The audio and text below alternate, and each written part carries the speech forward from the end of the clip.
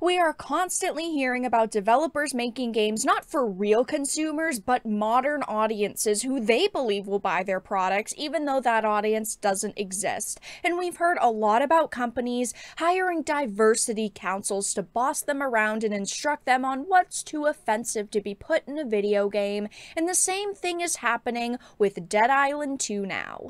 I have a few things to show off, but before we get into the topic at hand, if you enjoy the content that I create, please make sure to subscribe to the channel and hit the notification bell. Follow me on social media like Twitter or mine so that you can see when my content is posted. And of course, if you do really enjoy the videos and the live streams that I create, please consider becoming a Dark Titan via Patreon for just $1 a month, or support the channel via YouTube memberships. All of the links are in the description, and of course, I do really appreciate all of the support.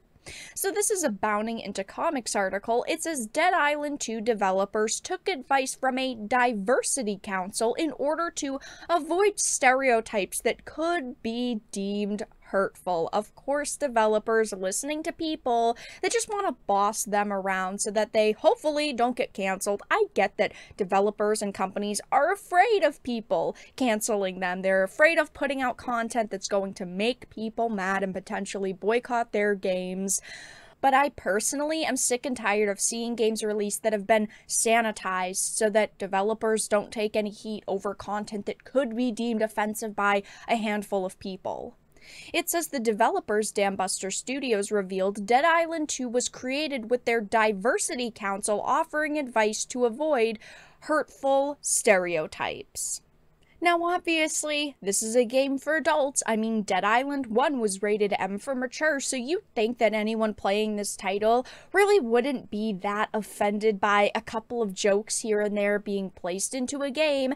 But even titles with the most offensive content, games that have gotten popular because of edgy content like Saints Row and also Grand Theft Auto, have decided to go in the same direction and, tone down content and sanitize their titles so that, of course, people don't get upset. It says the Loadout interviewed the art director, who explained that while there will be stereotypical characters, bodybuilder zombies hanging around a beach, for example, the lampooning of Los Angeles was done after speaking to the company's diversity council. It was a really interesting exercise trying to break down what makes something LA and what stands out as a truly unique LA experience. We were very cautious to take anything that would feel like a hurtful stereotype, and that's why in the studio we have this council that helps us understand whether we've pushed something too far. I don't think that good games can come from individuals that are just always worried about, is this going to be offensive? Is this going to be hurtful? You need to just do it, okay? If you have an idea and you think it's going to sell, you need to just create it. Screw worrying about if people are going to like it or be offended. If you think it's going to work, you need to go for it. I say this all of the time. We are never going to get new entertaining content if this is the mindset that these creators have. That, oh no, we can't put that in a game. We need to change it to this. We need to, be more with the times and create something for modern audiences. Modern audiences do not exist. This is a game where you're going around killing zombies. I'm not going to be sitting here thinking to myself, oh my gosh, that edgy joke is a little bit too far. This is not a title for sensitive snowflakes, and they're not going to buy it even if you do tone down the content in your game. This whole situation, of course, reminds me of the Saints Row reboot because Volition said things that were very similar. They were wanting to avoid stereotypes that could be deemed hurtful. They were toning back content because they wanted to take the franchise in another direction, and look at how that went for them. I mean, this game doesn't look like it's selling very well, and there's absolutely nobody playing it anymore. People have already given up on it, and that was following a year to a year and a half worth of massive backlash. That title, I think, can be deemed a failure at this point, and if, they want to go in this direction with Dead Island 2, I bet the same thing will happen. Said Diversity Council was formed several years prior in an attempt to not just improve diversity in the games Dambuster produces, but offer informed opinions on a game's development regarding cast or overall tone. Olsen reportedly said the council had been critical developing Dead Island 2's tone as well. So this game, from the beginning, was being skimmed over by this council who was telling them, oh, hey, this content is bad, you need to change that. So this is a game that was toned down from the very beginning. I can't even imagine what their original idea would have been if this council didn't exist or wasn't bossing them around.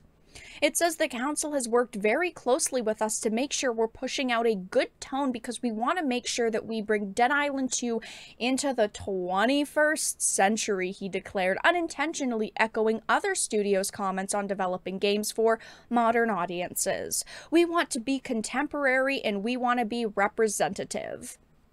It says the council may sound similar to Square Enix's own ethics department. However, the latter has been described by the developer as actually a group within the company that evaluates game content to make sure it is aligned with the anticipated age rating standards across the globe. We have heard some very iffy things about Square Enix's ethics department.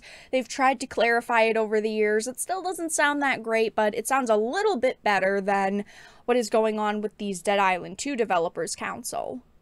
While we have seen Western developers aim for more diversity in video games over the past decade, Dambuster's Diversity Council may be the first case of there being a direct department issuing requests to developers, rather than developers themselves or executives aiming for diversity in all aspects of the company, namely staff and charitable endeavors.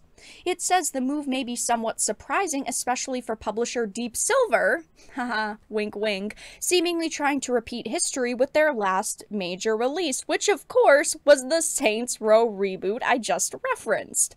It says the Saints Row reboot developers Volition stated that they wouldn't be doing the same thing as prior games in the series, as that tone is not something we feel we want to do today. So this situation sounds very similar. I mean, it's not exactly the same because we didn't hear that Volition had a diversity council, but it seems like they hired developers for the project who were all looking over each other's shoulders and, judging the content before it even released, saying, oh, this is offensive, oh, that needs to be changed, because that was their kind of mission with the title.